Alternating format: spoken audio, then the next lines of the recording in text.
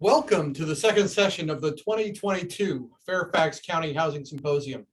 The theme of the next hour is enabling economic mobility through affordable housing. We're happy to be joined by a panel of public and private sector leaders as we focus on the role of housing in increasing the economic mobility through an equity perspective. During this session, we will be happy to entertain questions from our audience. To submit questions, or if you are experiencing technical difficulties, please use the Q&A icon on your screen. We will be answering questions at the end of the session, and we'll try to address as many as we can in the time allotted. I'm delighted to introduce the moderator for this session, Carla Bruce, Chief Equity Officer for Fairfax County. Carla has over 25 years of local government management experience and is known as a driver of innovation in public service delivery, bridging the efforts of local government with the collective action of residents and partners to address the issues that contribute to vulnerabilities and lack of opportunity affecting neighborhoods. Carla successfully championed the adoption of the One Fairfax Racial and Social Equity Resolution and Policy, and provides overall management of the One Fairfax Strategic Framework. In addition to her work in Fairfax County, Carla also serves as the current chair of the Metropolitan Washington Council of Governments Chief Equity Officers Committee, and is a regular presenter, panelist, and nationally recognized thought leader on topics related to the role of government in advancing equity. Welcome, Carla. We're so glad to have you with us today. Thank you, Ben. So happy to be here. This is very exciting. I was fortunate enough to be able to participate in the earlier part of today's session. So I'm really energized and excited from hearing from the previous panel and to hear what will come from this esteemed panel that we have convened for this panel. So thank you very much. As Ben said, I am the county's Chief Equity Officer, and I am really privileged to serve in that role for Fairfax County government. I get to work closely with the Board of Supervisors, the county executive, and all of the county agencies to design and implement a strategy that really operationalizes the county's commitment to advancing racial and social equity as articulated in our One Fairfax policy. So we're considering equity in all of our planning and decision-making, and through those efforts can really shape the county policy and practices in ways that are going to foster equitable opportunity for all county residents. Now, we know in our previous panel made clear that despite Fairfax County being a great place to live, learn, work, and play, not everyone is sharing in the opportunities that are available in Fairfax County and that have yielded opportunities for so many. So with a One Fairfax focus, we're asking ourselves the questions: are we comfortable with our current social and structural arrangements? And do we desire a future where all of our community can have access to the opportunities that will enable them to not just be stable, just not to make it, but to thrive? Again, this is Fairfax County, and we really believe that everyone should have the opportunity to thrive. Key to that, we know, is housing, right? When I came into the role of Chief Equity Officer, one of the first people I reached out to was my friend Tom Fleetwood, and said to him, we're considering equity in all planning and decision-making, but the core to advancing equity in Fairfax County is tackling the issue of housing. And he absolutely stepped into that challenge, and it's evident that the Redevelopment Housing Authority has embraced this concept of One Fairfax. In fact, going the step of signing its own resolution to support a One Fairfax focus in all of its planning and decision-making. So our broader One Fairfax strategy is really centered around the idea of this inclusive prosperity and the idea of economic mobility, right? Because we believe that people really want to be able to support themselves, support their families, support their communities, participate in their communities, and contribute in meaningful ways to continue to make Fairfax County a great place to be. And we believe in this philosophy of we all do better when we all do better, that's what we hope to be a shared community value. But central to that, again, is this idea that people have access to housing, and that housing plays more than just a role in terms of a roof over our head, but also it contributes to the idea of economic mobility. So there's many factors that contribute to economic mobility: individual characteristics and situations, health and well-being, connection to resources within a community. But within all three facets of economic mobility, housing plays a critical role.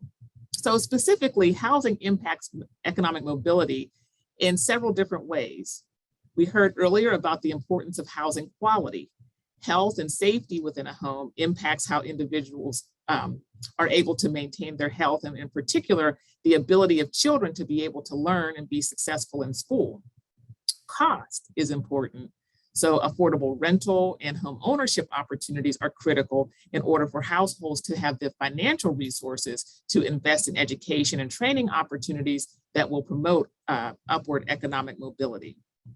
Housing stability is important, and being able to remain stably housed, again, is important for children's learning and academic success, but also more broadly for families, and presents fewer disruptions for people who are employed.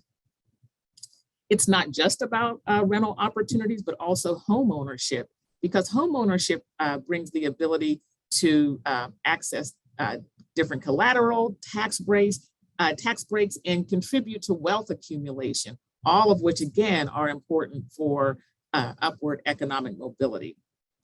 And most importantly, housing is really the ability to connect to the opportunities in the community and to be a part of the strong characteristics that are present in Fairfax County's neighborhoods. We have a philosophy in Fairfax County of communities of opportunity. So we want there to be people to have access to opportunity no matter where they live. Where opportunity doesn't exist, we want to build it, right? So we know that many of our housing or affordable housing options in the county may be in areas with limited opportunities. So we should be focusing on things like transportation and access to food and access to stores and access to jobs and recreational opportunities. But we also know that those opportunities are already in place in many areas, and that affordable housing should be brought to those areas as well. And earlier, Chairman McKay spoke about how affordable housing is being brought to every corner of Fairfax County. We know that there's a history of structural discrimination within housing policy at the federal, state, and local level, and the discriminatory practice that have led to a systemic disinvestment in some neighborhoods, which have made it harder for households of color to access housing and those other amenities which would support economic mobility. We must address these structural inequities in order to foster true mobility and opportunity for everyone. And as policymakers have an opportunity to address structural discrimination within affordable housing policy and placement. We also know that equity is key to expanding and strengthening our economy. Our first panel made that very clear. So when the One Fairfax policy was adopted and acknowledged the presence of these structural inequities, it was also the county's sort of way of acknowledging how, in fact, government policy and practice have contributed to these structural inequities, and how if we make changes in government policy and practice through a wide range of policies and opportunities, that we can really bring benefit to individuals, communities, and more broadly to our region. So the speakers on this panel will touch on a number of these areas and even more: how housing affects individuals in their economic trajectory, how families must balance a host of competing challenges to advance in the economy, including the cost of housing, education, childcare, and transportation, and the lasting effects of the systematic disinvestment from housing and zoning policies, how the county must address these in order to really get at the root at what presents challenges to us in achieving our housing affordability goals. So I am pleased now to introduce our panel.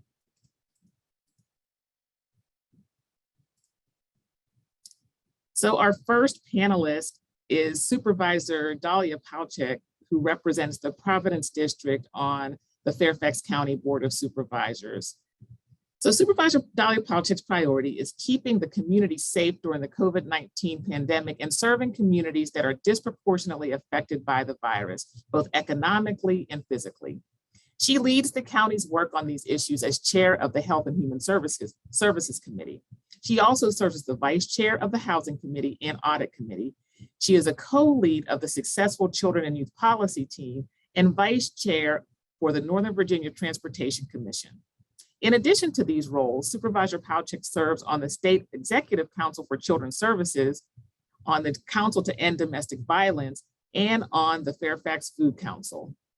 During her time in elected office, Supervisor Palchik plans to continue focusing on new and creative ways to increase quality affordable housing, bring more thoughtful transit-oriented development to Fairfax County, find new solutions to modernize schools, and to commit to a new renewable energy standard.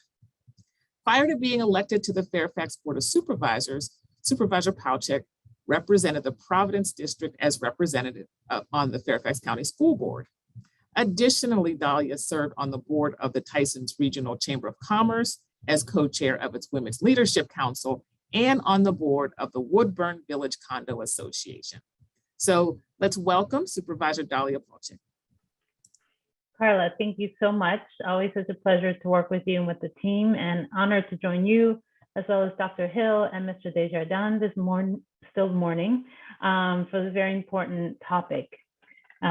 I'm going to focus a little bit today overall on the county experience, but especially having moved here as an immigrant with my family when I was 6 years old, talk a little bit about our immigrant community and why housing is so important to them and why we must continue to invest in housing across the county. As you know, one of America's most valued beliefs is that if you work hard enough, you'll succeed. And for many, the ultimate symbol of success and the culminating moment of the American dream is owning a home.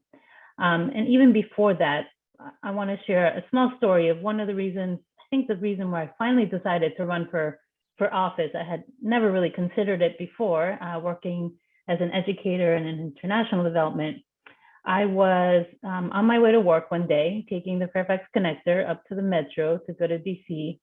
And it was probably December, sitting on the bus, and there were two women sitting behind me, speaking in Spanish, talking about their work and their jobs at hotels. And one of them said to the other, "Oh, did you get your raise?" She said, "Yes, 50 cents. She said, "No, yes, me too. Are you taking your vacation, your 2 weeks?" She said, "I would, but I have my other job, part-time job, so we can't go anywhere." And she said, "And I considered changing jobs, but my son is so happy at his school and I don't want to move him." And Carla, I know you alluded to this, it's housing, but it impacts so many aspects of our lives and our families' lives. At that point, I know my heart sank and I said, I'm not running for office for me, but because these women and their kids need a voice on our board. You know, whether it's home ownership or even having the ability to rent, we know so many of our families, especially our immigrant families, are working multiple jobs, or you have multiple families sharing housing. And it's tied to their schools, it's tied to transportation. Many do not own their own cars. Some have been afraid to drive here, and having transportation is so critical. That's why we see this housing shortage, not just here in Fairfax, not just here in the region. We know it's a national issue, especially this year, as we see our assessments have continued to increase, our tax assessments, because there's limited housing, there's limited access, and that's where the county, and as the chairman mentioned earlier, must continue to step in.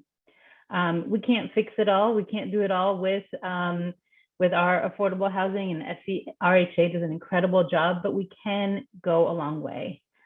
We have a minimum of 5,000 units we committed to. I believe the chairman's working to increase that for next year.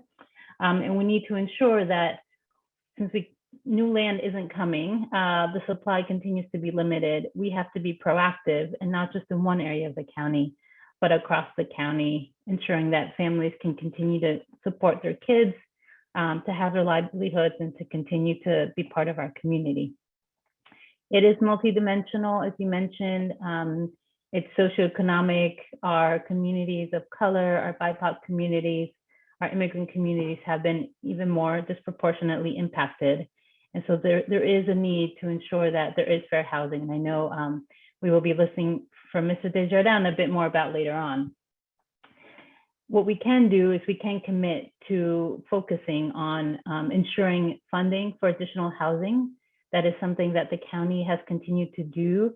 Every time we have our year-end or our quarter reviews, we continue to set aside millions of dollars to help ensure that these projects are affordable, because we know more and more living in our region and building in our region and sustaining that has become a barrier.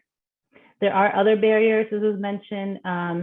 Sometimes we have our documented as well as our undocumented immigrant community that have different struggles about having credit history, about being able to get loans, about being able to move into neighborhoods with the schools and the transportation that they need for their children, and with access to the jobs that they are able to access.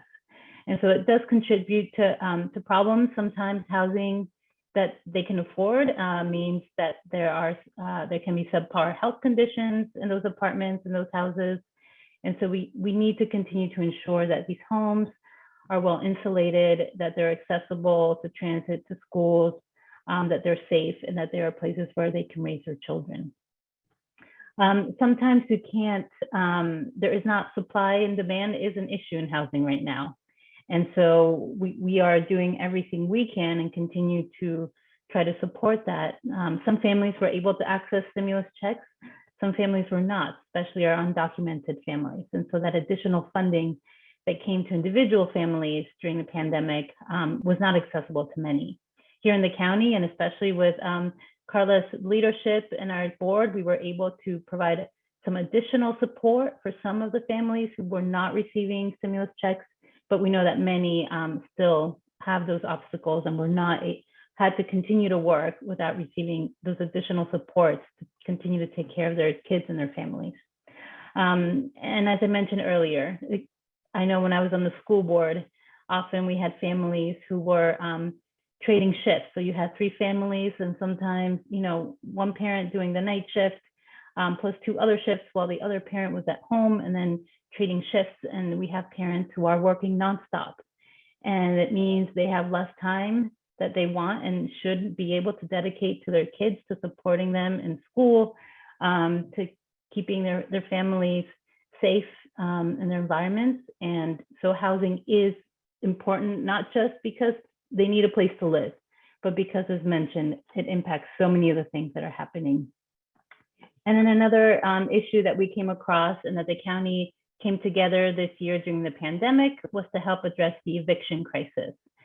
We knew pre-pandemic that families were already struggling to make ends meet and to be able to stay in their homes. And we saw that exacerbated. Sometimes there was a pause on that if people were able to access the protections from eviction. And we worked with the task force in the county to help try to address evictions. And some families were not able to take advantage of that, and had their kids who they now had at home, had multiple jobs, many that had to leave some of those jobs or were let go of some of those jobs during the pandemic. And so we saw the exacerbated economic impact of the housing instability on these families. And we know it's having a healthy environment in our community means that those who live and work here are able to continue and live and work here, and that their families are able to thrive. And so it is so critical that we ensure not just that some of our families are able to thrive and continue to live and see, sometimes their housing prices going up was helpful for some, but we know for others became quite a barrier to live here sustainably, and for our senior immigrants and other community members to retire here. So there does continue to be, in a thriving community, this increased need to invest in areas such as housing, such as daycare and preschool for our young parents, such as transportation, Whether we know that while the metro system, the subway ridership went down because a lot of those for people going into jobs in DC and white collar jobs, our bus system continued to see huge ridership because that is a critical source of transportation for so many of our working families. And so it means that all of these areas are connected, having access to health, education, transportation, and housing continue to be critical, and that has only grown. I will try to leave it off because I know we'll have questions at what you will be hearing from next, which is really, this is a regional concern. We are a large county, the largest in Northern Virginia, and so we take very strong responsibility for ensuring that we continue to invest in the numbers needed in our county, but we know we can't do it alone. Whether it's Loudoun, Alexandria, Prince William County, all of our surrounding jurisdictions, this is a regional housing crisis. And we need to be able to find the tools, the diverse tools, whether they are increasing housing stock, working with private developers as we redevelop to ensure that we're including both housing for our workforce and our full affordable housing, that we have senior affordable housing, and that we continue to ensure that those funds and the land, whether it's publicly owned or privately owned, as it's being redeveloped, that there is adequate amounts and continued growth in our affordable and diverse housing types. So a lot ahead of us. I think to leave it on a bright note, these are issues and questions that I know Carla and everyone here and many across the county were concerned about pre-pandemic. And we know that the highlight is that this has become a much more talked about in the public and the private sectors during the pandemic, as we saw the increasing growth, and that there has been an investment, multifold investment in the past 2 years. And I know there needs to be more to come. So a bright light ahead, that we know this is critical, not just for the families needing it, but for our economic growth and vitality of our entire region. And I know we are up to the challenge. So thank you so much for the time. And I look forward to taking some of the questions at the end. Thank you, Carla.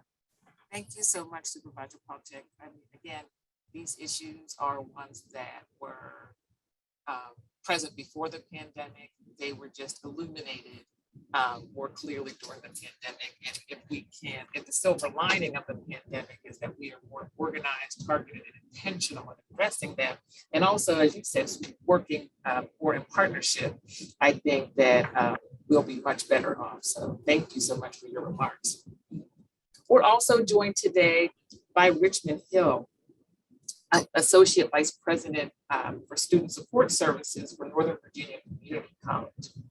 Dr. Hill has been a Northern Virginia resident for over 20 years. He is the Associate Vice President of Student Support Services at NOVA, and prior to his current role was employed by Prince William County Public Schools, where he served as Supervisor of Secondary Counseling and Student Support Services. Dr. Hill's passion for mental health and student success has been the driving force throughout his career. Early in his career, he held roles as a school counselor, Director of School Counseling, and GED Program Administrator. Upon transitioning to his work in higher education, he served as a counselor, high school outreach coordinator, retention counselor, and coordinator of student success. Over his 20-year career, Dr. Hill, sorry, I lost my place. Dr. Hill did some amazing things, I'll just say that. Dr. Hill developed and implemented several successful mentoring and leadership development programs designed to foster the personal, social, and academic development of boys and men of color. Dr. Hill is a thought leader, consultant, training, and researcher in the areas of diversity, mental health, teacher evaluation, student retention, and educational access.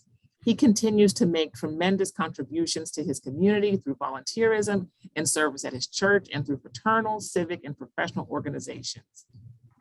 He earned his bachelor's degree in psychology and a master's degree in counselor education from North Carolina State University, and his doctoral degree in higher education administration from the George Washington University in DC. So Dr. Hill, we are very excited to have you here to speak to this from the perspective of students. Thank you so much. Thank you, Carla, and thank you for kudos to Fairfax County for having this symposium and having these courageous conversations around housing. NOVA is humbled and very proud to be a leading contributor in the area of economic mobility and workforce development for the region. And so we take it very seriously as we prepare our students to be successful and to, as you said, Carla, earlier, to thrive here in Fairfax County. One of our largest campuses is actually right here in Fairfax County in Annandale. And we have many, many, many students and faculty members that live right here in Fairfax County. You know, one of the things that I think most people know, whether you're in education or in other industries, is that for students to be successful and for students to reach their educational goals, basic needs have to be met. And one of those being housing. And one of the things that we're so proud of at NOVA is having this concept of Financial Stability and Advocacy Center. And that Financial Stability and Advocacy Center is a place, albeit physical location and virtually, where students can come and get assistance with food, clothing, personal hygiene items. They can complete a single stop screener to determine what benefits they might be eligible for, work with a specialist who can assist them with budgeting, who can assist them with referrals to community resources and agencies and things of that nature. And already since January 1st of this year, we've had 305 students make a request through the Financial Stability and Advocacy Center for assistance with housing. And this assistance looks like, in some cases, eviction assistance or needing an emergency grant, which we offer to assist with rent, looking for affordable housing, which can be quite difficult for a lot of our students who live in Fairfax County, and learning how to manage the process of navigating accessing housing, preparing for the money that it takes up front to start a housing contract, if you will, and then maintain it. And so we're so happy to have the Financial Stability and Advocacy Center. We're happy to have a financial wellness component to that center, where we have a partnership with BB&T and M&T Bank, where we're focusing on wellness, where we're focusing on budgeting, we're focusing on assisting students with understanding what their financial picture looks like and what it can look like with proper planning and with making some adjustments and things of that nature. We find that a lot of our students are looking for housing close to campuses, because when you're far away from campuses, then not only are you looking for to maintain your housing, but you're also looking to navigate transportation costs as well, as many of them do not drive. And so we understand that we have a lot of students who sometimes have to make the tough decision, can I continue next semester as a student, or do I have to take this semester off and really work full-time when I probably should be working part-time as a student to make sure that I can continue to pay my rent and to make sure I can maintain my housing and also afford transportation. And then what we find is, as students have to make those tough decisions and they start extending the time with us, then sometimes that extension means that they don't return, or they return, but it's with some coaxing and encouragement from an advisor or a faculty member after a long time of getting them to return and complete their educational goal with us. And so that's why we really want to take a close look at what we can do and what we can continue to do as it relates to financial stability and advocacy and housing stability, and looking at housing insecurity for our students and kind of creating a path for them where they can access resources and they can live affordably right here in Fairfax County. And our main goal is student success and educational achievement for them to be able to go on to whatever their next goal is, whether it's transfer to a four-year college or university, or whether it's entering into the workforce after they finish their credential with us. And we know that students that are able to come and that are able to stay and not have gaps in their educational experience, that they achieve their goals, and they achieve their goals quicker and with greater satisfaction. And so we are looking for as much help as we can possibly get from jurisdictions where our campuses are located. We're doing a lot at NOVA, and we seek to do more in the area of financial stability and advocacy. We have a number of grants, whether they be regarding emergency funding, or our C Campus grant, which seeks to assist our student parents with childcare. We're looking for all the ways that we can possibly take some of financial responsibility off the plates of our students, or assist them in being able to navigate this area, which we know can be quite expensive to live in. And so again, I look forward to the questions. I look forward to the rich conversations around housing and how we get everyone in Fairfax County to a point where they can be contributors and live and play and thrive right here in Fairfax County. And we want to do everything possible for our students to be able to finish their goals and achieve success, and again, be contributors right here into the workforce for Fairfax County and the greater Northern Virginia area. Thank you so much, Dr. Hill. Again, we have to think of student success more broadly than just academics. And what else contributes to student success, and them being able to meet their basic needs and enable them to continue their education, because they are the people who will fill the jobs that are a part of this economy. And so again, our tagline for One Fairfax is, we all do better when we all do better. We do better when they do better. And so it's exciting to hear what NOVA is doing to support the needs of students. And I know that there are probably more partnership opportunities that can be explored to make sure that those students are connected to the resources that are available to them in this community. Thank you so much. Absolutely, thank you. So our next panelist is Paul Desjardins from the Metropolitan Washington Council of Governments. Welcome, Paul. We just to note that there was another speaker scheduled to be with us today, and she is not able to join us. So we're going to hop ahead and speak with Paul. Paul is the director of the Department of Community Planning and Service with the Metropolitan Washington Council of Governments. And for those of you who may not be familiar, the Council of Governments, or COG, is the regional organization of the Washington area's major local governments, plus area members of the Maryland and Virginia legislatures, the U.S. Senate, and the U.S. House of Representatives. Mr. Desjardins directs COG's technical and policy work in the regional planning and land use, economic analysis and demographic forecasting, affordable housing and homelessness, public health, and foster care and child welfare areas.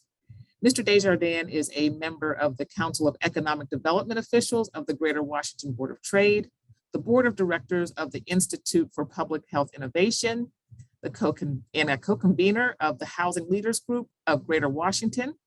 Previously, he was a member of the WAMU-FM Community Council, the PNC Bank Community Development Advisory Committee, co-chair of the Capital Area Foreclosure Network, the National Board of Directors of the Association of Public Data Users, and a vestry member of St. Peter's in the Woods Episcopal Church in Fairfax Station. I know that COG is leading the effort for a regional analysis of impediments. And again, Paul, I know that you'll be speaking more broadly to the way that the regional perspective is important to Fairfax County's broader housing affordability goals. So thank you for being here, Paul. Thank you, Carla. I'm very, very pleased to be here. And I'm actually sort of humbled by my co-panelists and the folks that came before me. So I'm going to come at things from a very different lens, but very, very pleased to be here. You heard some of the things that I've been personally and professionally involved with, and I think that really goes to the heart of sort of the three things I would say when it comes to this conversation and COG's role, which I heard Victor and Chairman McKay say earlier, is regionalism, but also partnerships, which are key at all different levels, and then also being strategic about what we do and how we address this. So you've heard about COG. I'm thinking most folks are aware of who we are and what we do. Talked a little bit about the committees that we staff, but I also want to give a shout out again to the leadership of Fairfax County, the elected officials, Chairman McKay, Supervisors Gross and Walkinshaw, Supervisor Faust, all tremendously engaged in our process at the elected level, but also at the staff level. Tom Fleetwood, Tom Barnett, Vincent Rogers, Barbara Squires, Linda Hoffman, all very, very plugged in. And yourself, Carla, you are our inaugural chair for the Chief Equity Officers. This is, and I'll touch later about the new planning construct that is our vision going forward and how your work is so integral to one of the key tenets of that. So COG is a regional organization. Housing is it's part of our DNA. COGs were started back in the 60s, and it's hard to believe our organization was actually started in the 50s, but HUD actually used to send through 701 funding millions of dollars to regional organizations like COG to develop comprehensive plans, regional plans to look at housing and transportation linkages, but really on the human services side of things. For us, as we exist now, our sort of initial lean in on housing and housing affordability began in a couple of areas. With the early 90s, there was surface transportation legislation, ICE-T and the Clean Air Act amendments. And why is that important? I've heard a couple of folks talk about linkages and accessibility. And we spend a lot of time at the Council of Governments talking about the need to link people with their jobs, the incredible need for affordably priced housing that's strategically located. That's important for a couple of things. And I go back to federal surface transportation legislation. Years ago, when that legislation was written, about 50 cents out of every transportation dollar was going to system improvements, new projects, whatever type of mode. Fast forward to where we are now, only about 20 cents out of every transportation dollar is going to new facilities. 80% of transportation money is going to maintenance and repair, the challenges that Metro has faced, highway repairs, all sorts of things that we can mention.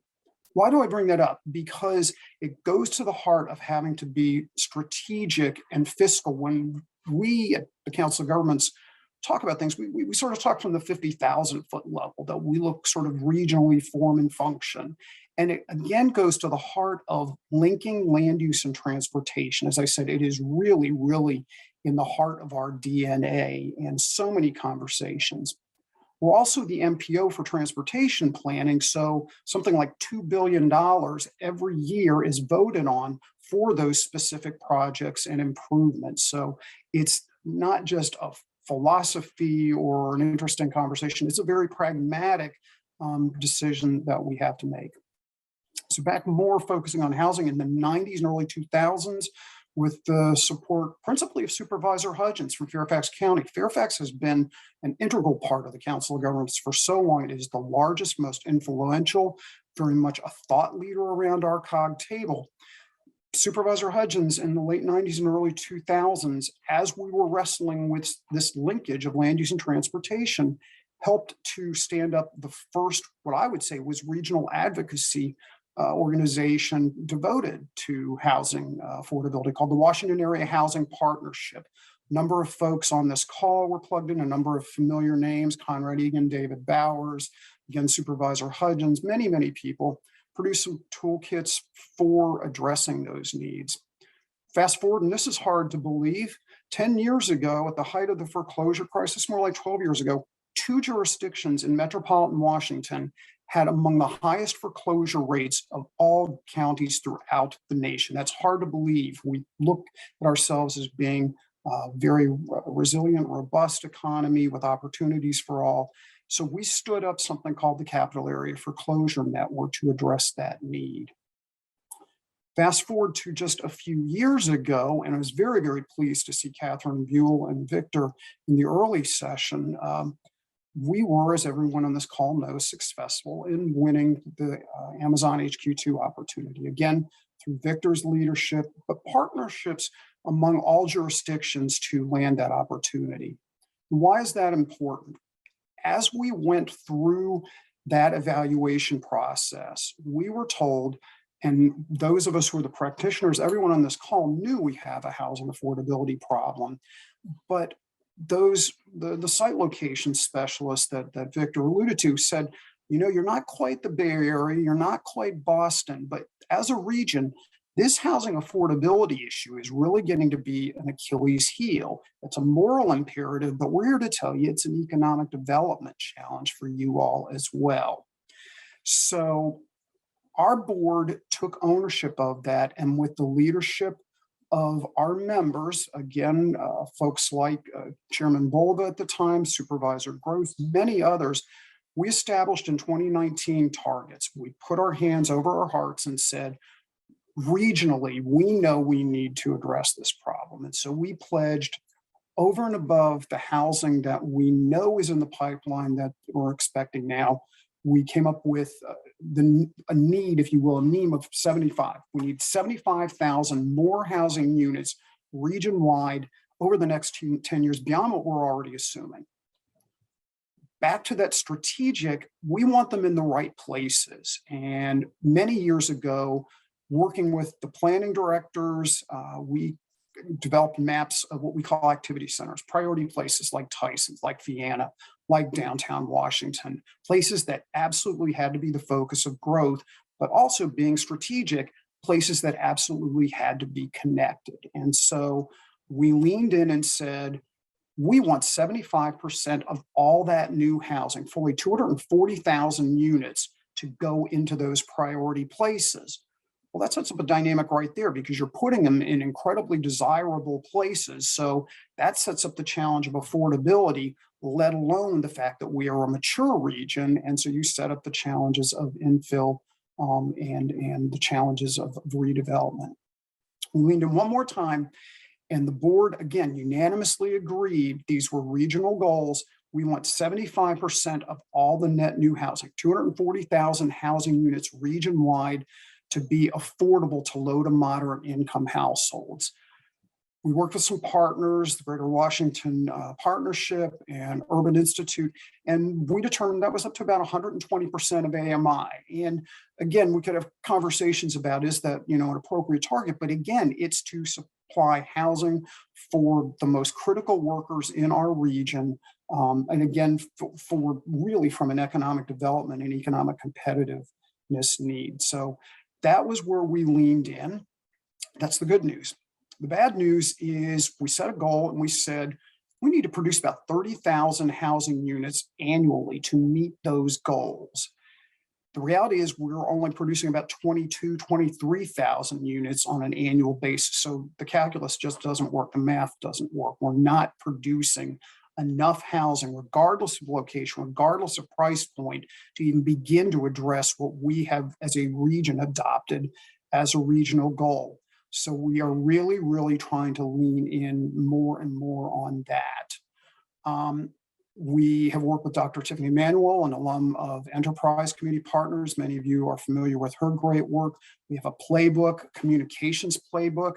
When we went down this journey of needing more housing in the region, the planning directors said, there's sort of three challenges here. There's the economic challenge, there's regulatory challenges around the region, all sorts of things, but there's also what I euphemistically call community dynamics, NIMBYism. We're a mature region. We spend a lot of time looking at the future, talking about 2030 and 2045. 80% of 2045 is already on the ground. Now 90% of 2030, we have a target for the next 10 years, 90% of 2030 is already on the ground. So we're talking about hard infill redevelopment in the right places, priority places, if you will. We've been pleased that we're also making progress on some policy fronts. My colleague Hillary Chapman is leading, for the first time in many, many years, a regional analysis of the impediments to fair housing. There's 8 jurisdictions who have voluntarily joined together on that effort. We'll have regional and local goals that will be coming forward to the Fairfax County Board later this year, to other boards and councils around the region. I'm tremendously pleased by that work. As I said, all of our jurisdictions voluntarily chose to do it. There was no HUD mandate. So we are actually, as a region, almost being held up as a model for how to do this successfully. Again, private sector, we're tremendously pleased.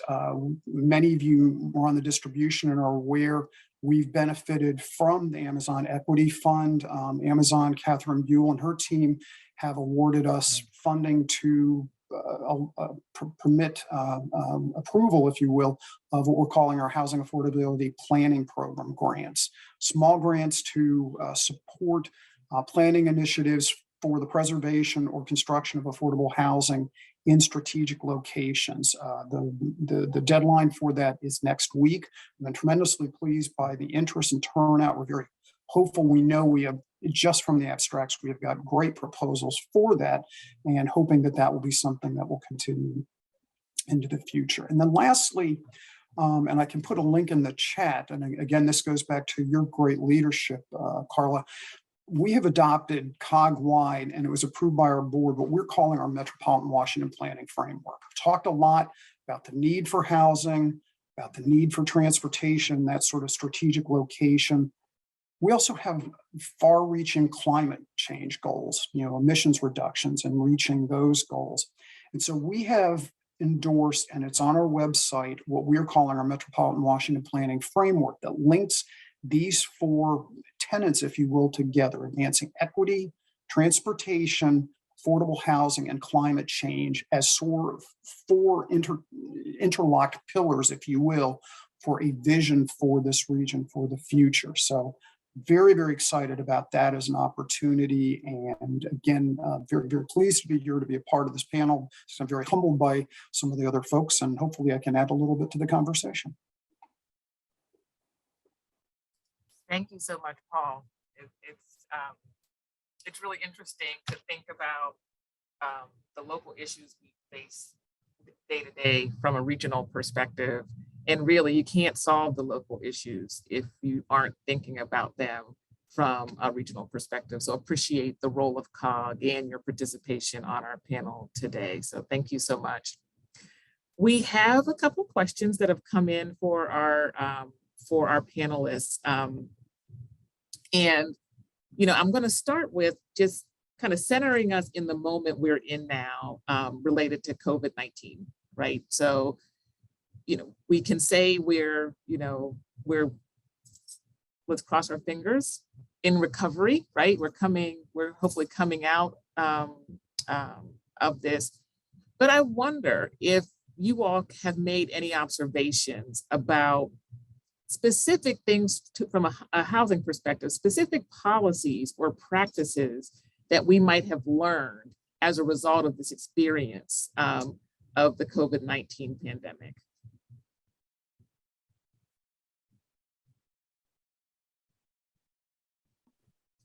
Sure, go ahead. I was just going to start with some pretty high level stats. I mean, this has been a pretty instructive period for us. We've been tracking the impacts of COVID. We lost almost 371,000 jobs in 1 month between March and April 2 years ago. I mean, we're all now looking around at one another saying, can you believe the 2 years that we have been through? We've never lost, that was an 11% loss in employment in this region. Unprecedented, never has occurred. But back to this challenge, and we heard a little bit about it earlier, initially job losses cut across everything, but the sectors we know were impacted the most: hospitality workers, retail workers, small businesses. And those were essential workers who essentially would have had to have been there, were dependent on public transportation.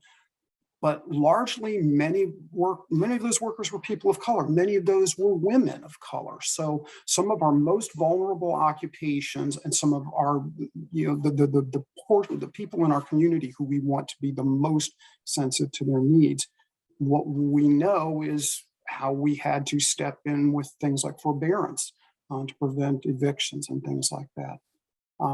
We've come back, but we're still only about 90% of the jobs that we had going into the crisis.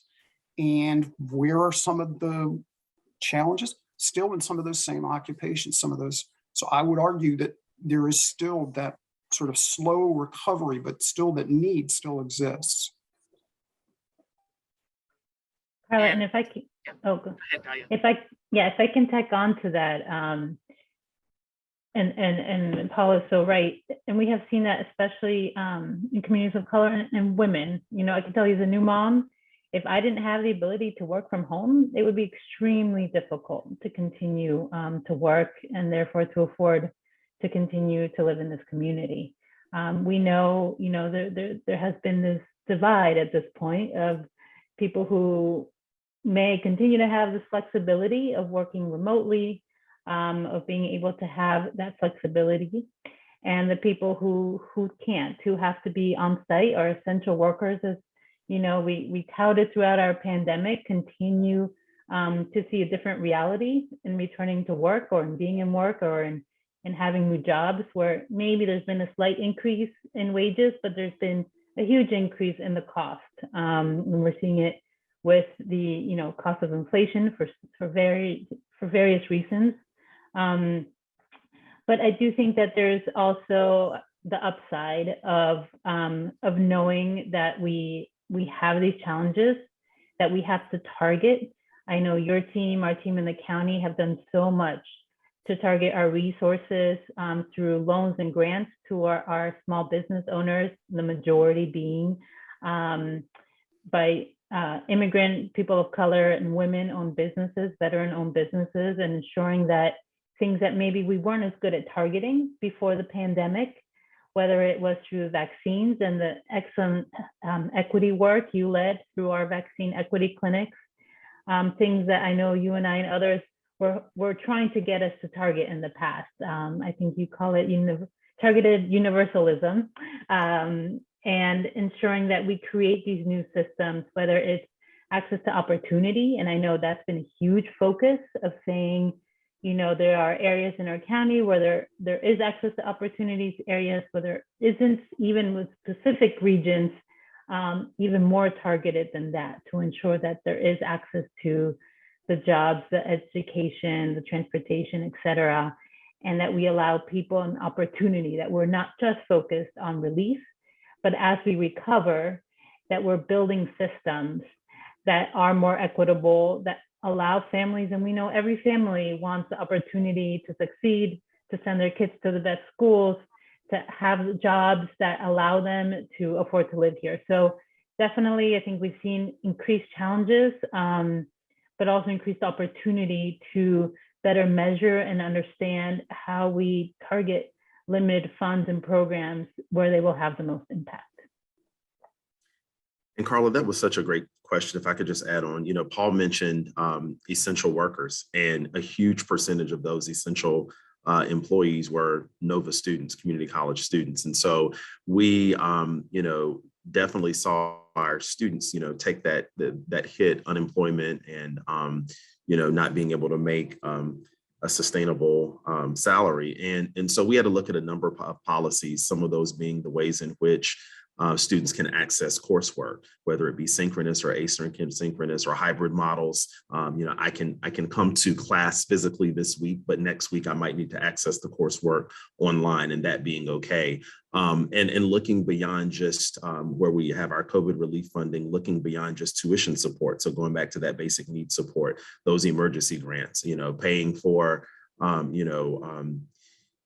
vehicle repair bills, you know, daycare, childcare, et cetera. And then also too, a focus as we look at helping our faculty and staff become sensitive to our students and the things that they face as a result of COVID and as a result of, you know, not being working, and some of the things that may cause to arise and as obstacles or hurdles, you know, students trying to attend class and complete coursework and things of that nature. So that's definitely been a focus. And, you know, as Dahlia said, we've learned a lot from it. And so we've seen a lot of opportunity, but it has caused us to pivot and look at our policies and practices to make sure that we are supportive to students, given all the challenges, and not putting additional barriers. Again, I think what all of you have brought attention to is sort of putting a face to people that we're talking about. You know, we're talking about families, we're talking about students, we're talking about workers. So there's humanity associated with these policies, and day-to-day lived experiences that I think have to be acknowledged. It's not just the presence of the housing itself, right? That's significant, but how are we addressing all of these other areas of people's lives to ensure that we're really, establishing pathways. So thank you. Another question, or actually I'm going to try, just in the interest of time, try to combine a few questions, and it sort of builds on what we were just talking about. Some people would say that housing is a human right, right? And when we talk about affordable housing, there can be a kind of misinterpretation of who we're talking about housing for. So we're talking about housing for the most vulnerable in our community, but we're also talking about housing for people who are going to work every day, making what would be considered in other areas a pretty decent living, but because of, it's sort of the other side of our economy, it just creates this tremendous wealth gap. So two pieces to this question. One is the idea of rent control, right? What are the types of policies that can be inserted, not to stop our economy from booming and thriving in the way that it has, but to acknowledge that is also resulting in impacts to other people that we need to participate and support our economy, right? Those essential workers. And so policies like rent control, is that in discussion around the region? And if so, can you please illuminate? And if not, are there other types of policies that are being looked at in the region that tries to balance that, right? Because we're not just talking about, one of the questions that has come up is pointed out, this is not just affordable housing. The narrative around affordable housing doesn't make clear who always we're talking about. It's really about attainability for a broad spectrum of people. I think Supervisor Pauchek, I know that part of that question was directed to you specifically as a policymaker, but I welcome input from the other panelists as well. Sure, absolutely. Well, and let me start with the beginning of that as it relates to who are we talking about, right? When we talk about affordable housing, and I think it's easier to maybe call that the umbrella, even though in legal terms, it's a specific percentage of the average median income of a region. I was just trying to look up the latest. MIT has a great living wage calculator that now has additional information on the living wage, the poverty wage, and the minimum wage, depending on how many working adults and children are in a community. And so just to give you a sense, they have calculated for Fairfax County, the living wage for two adults, both working with two children, is $26.56 an hour. And so as we talk here about going up to, $15 an hour, which sounded like a huge amount before, let's get up to 15. Their calculation is now, for that kind of family, you need $26 an hour just to make a living wage. So we know that while we have seen increases in wages, again, costs of living here continue to rise and become more challenging. A couple of policy changes we made on our board here in Fairfax County in the past couple of years. One relates to, what should be considered the workforce housing, which this is your teachers, your bank employees, your entry-level employees, and many working across the community that were able to easily make a living wage before. We are now seeing the housing costs being such a major component of that. So it used to be that it went up to 120% of average median income is what we considered affordable housing units, whether it was in Tyson's, and then as we look across the entire county, when we asked private developers to provide housing for the workforce, that it could go up to 120% of average median income. we know coming in, that's not what we need to target. So for that upper echelon of our affordability, those under our workforce units, we have now changed that. So it does not go that high. We know in that area, we really need to be around the 70, 80% average of the average median income. And keeping in mind, I don't have the latest numbers in front of me, but it's above $100,000 a year is our average median income here in Fairfax County and in the region.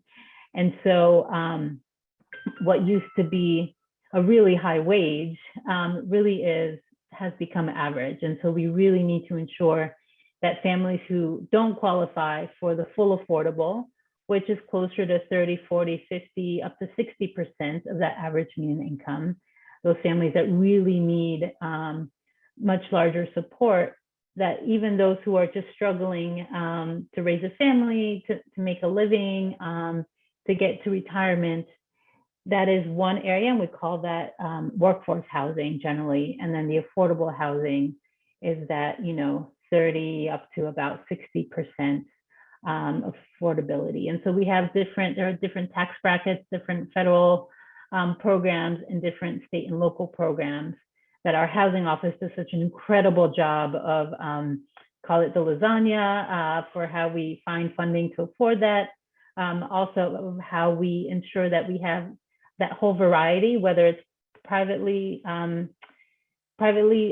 offered or created or publicly offered, that we know we need all of it.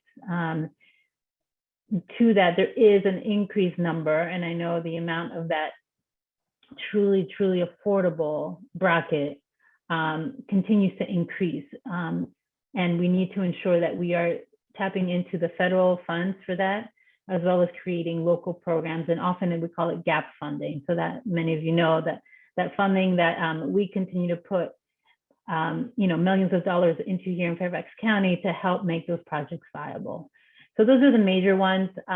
When it comes to policy, one of the major changes and barriers we came across this year when it comes to zoning is for the first time in over 40 years, we have updated our zoning policy, much of which had, in the past contributed to some of the disproportionate availability and ability for people to live in different types of housing in different parts of the county. So we don't have concentrated areas of poverty in some parts of the county versus others. So that was a huge barrier. I think there were definitely very strong voices in favor and against those changes. I think we made, as we tend to, a very important conservative first step toward allowing, additional uses. And it's very new, so it's still to see whether these, accessible living units, as we call them, or granny flats, as they're sometimes called, can help address one missing part of our housing. But I know regionally, and I know Arlington and other areas in our region are really trying to address the missing middle. And that's another big area where we really need to help understand, how families that could, when my family moved here 30 years ago, find a home for a family on a very low or moderate income.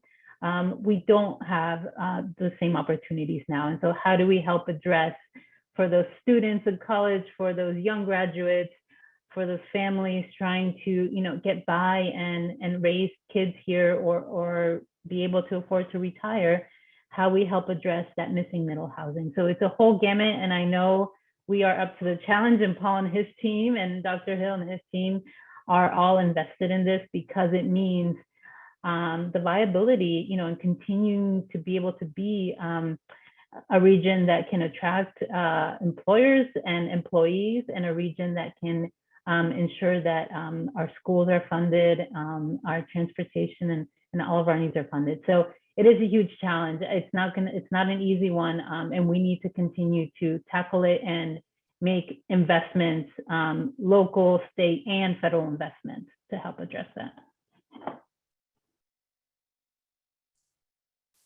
I'm gonna there's one other question that I'm trying to fit in. It's less, I'm going to try and reframe it to not so much be a question, but to be a statement that would give our panelists an opportunity to make some brief closing remarks. There's, to the topic of zoning, and the panelist that wasn't able to join us was going to speak to the impact of zoning and land use laws on segregation, and how basically the structure of housing that we have now is based on historic choices that had direct intent to produce segregation.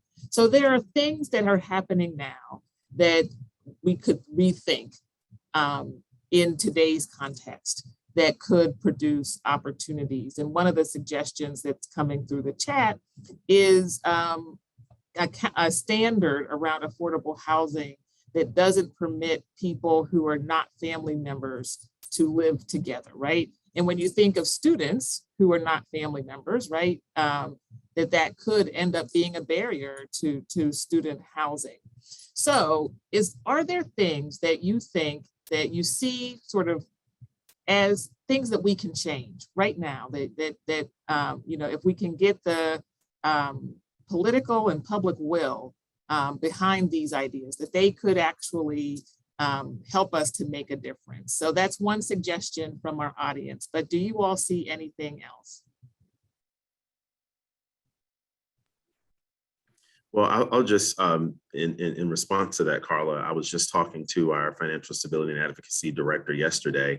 And as we were looking at the data and the number of students that were requesting housing assistance, and, you know, we got into a discussion about what they are doing to mitigate housing costs. And they are coming together, you know, whether it's they know each other, they're distant family members, or they're in a class together and they develop a connection and are looking to, you know, come together to pool resources, you know, for housing. And so I think any policies that would prevent that or be a barrier for that for students, it would be quite difficult. And we know that at the end of the day, what we have found is that 9 times out of 10, when students are faced with the tough decision of continuing or starting even their education and eating and living and being able to move about in Northern Virginia, guess what?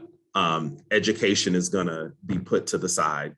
And then what we see is, instead of that opportunity to step up and step out of a current situation, which we know, you know, education can be that driving force for that, you know, we see kind of a, I'm making ends meet, but I'm not earning the credential or haven't earned the credential to move me beyond maybe just that living wage, you know, to be able to really, again, thrive in Fairfax County.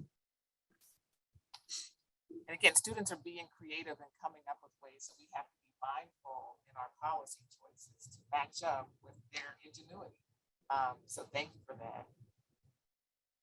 Paul, do you have a thought on this one? You know, a couple things related to that. I think I totally agree with that sentiment. I mean, back to sort of the tools in the toolbox. We're meeting Friday with the planning directors, one of our committees that we convene monthly, and we're having a very focused conversation on what? Accessory dwelling units. That's a tool that's in the toolbox that people can use. When we went down this path a number of years ago about increasing the supply, there's a very interesting drawing that I would pop up in presentations, showed at one end of the spectrum, there's a single family housing unit, and at the other end of the spectrum, there's massive high rise. There's opportunities in the middle. We talked a lot, and we actually brought the Minneapolis housing director in, because Minneapolis, as you know, did away with exclusively single family zoning. They didn't get rid of single family, but they just cracked open the zoning to permit things like duplexes and triplexes and those little bungalow courtyard apartments that you see, you know, on television shows for, you know, Los Angeles or whatever. So I think that's part of, you know, this, what can be done. It's preserving what's out there now too, is we are in a hyper focused real estate market. So the ability to step in through whatever means to preserve what's existing now. And a lot of those are the small sort of family-owned properties, less than 100 units, 20, 30 units, whatever. Maybe it's the second or third generation and someone comes in, and makes an offer. Preserving what is there now is an investment. And then, lastly, and I will stop here. I mean, back to what Dr. Hill just said, it's interesting when you look at the expenses in our region, it's not just on the front end for students for the cost of education. On the back end, the single biggest that's sort of an oxymoron, are what? Housing costs, student loan debt, and childcare costs. And you roll the three of them together. I see Supervisor Palchik nodding. I mean, you roll these three together and it causes who's the face of the people up to the 120? It's nurses, it's teachers, it's police officers, it's firefighters. But, in the 30 to 60, it's your childcare worker, or it's the person at the Starbucks who serves you. So that's sort of my fourth, is putting a face on who it is we're trying to help here. So sorry, I apologize, a lot to unpack there. Carla, can I just add one more thing? And I mean, right on point. And there are tools, and we're starting the accessory living units, as we're calling it, changes. There are other areas, that the county's starting to look at. We can't afford to buy new land, mostly. So schools, we have one university coming up near George Mason, but using county-owned land, safe community-owned land. We have a project in the Mason district that's going to the Planning Commission now. And we have, so many of the affordable housing developers who are here today know that we have to get creative. We kind of joke around, we don't want to become San Francisco. We know that unless we really continue to get ahead of the issue, it can, impact our entire region and everyone. And those workers that are the backbone, as Paul mentioned, so many of them, of our community, if they cannot afford to live here, we're all in trouble. And so we absolutely, whether it's public, private, schools, everyone in the sector have to figure out policies, investments, and creative ways to use our land in ways that create a positive impact and that allow people to really live and hopefully also build asset here, which is the next important step that housing has done for so many. Thank you, Supervisor. And, one of the things that I take away from this panel is, again, from my opening remarks, we have to be bold and innovative in our approaches. And when we take approaches, we also have to look at, are they having the impact that we want it to have, right? So if you take strategies like the accessory living units, is it having the impact? And if it's not, how can we course correct? What can we do differently to make to hopefully get it to produce a better result?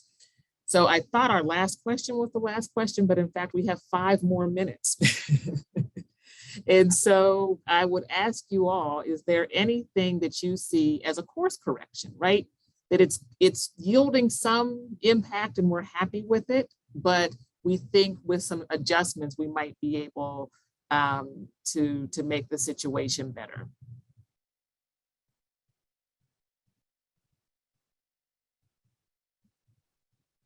Well, I think, at least in the county, it's too early to know on accessory living units. We just passed it. We have to give it time. We know that in Arlington and other places, they've seen some, but it hasn't been, this catastrophe that many feared, or I see it as, this opportunity to create additional housing. We need all the tools, right? So that's one tool, because we know we want to try to focus, and I guess I would say in housing in our transit connected area. That's an area, and I have 6 stations in my district. And so as we can, where we either own land, we're working with Amazon for, their dedication to housing in the area. Our first project is a big one over by the metro station in Harlem Mill District in Tysons, and we're looking at another one over by the McLean Station.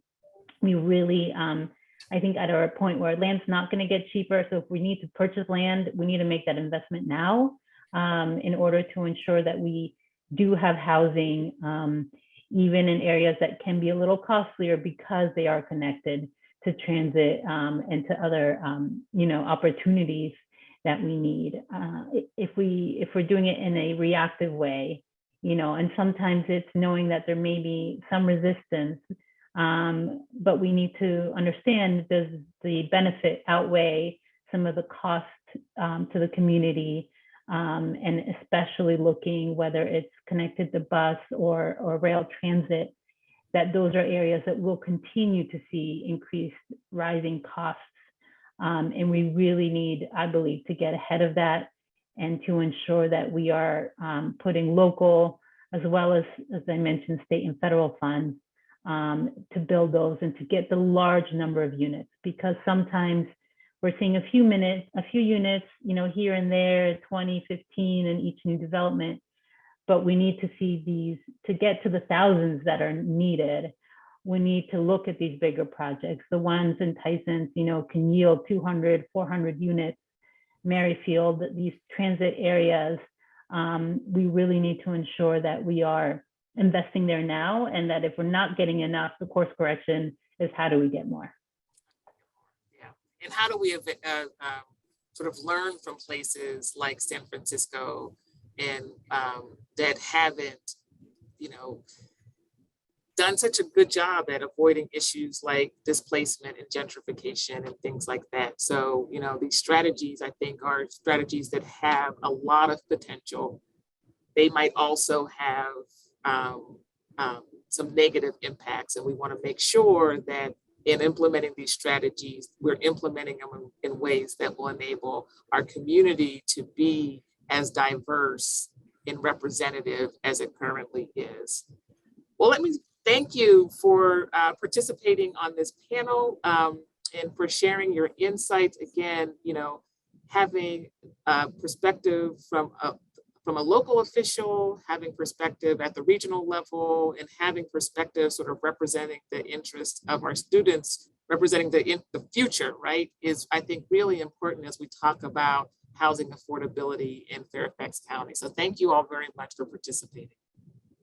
Thank you, Carla. Such a pleasure.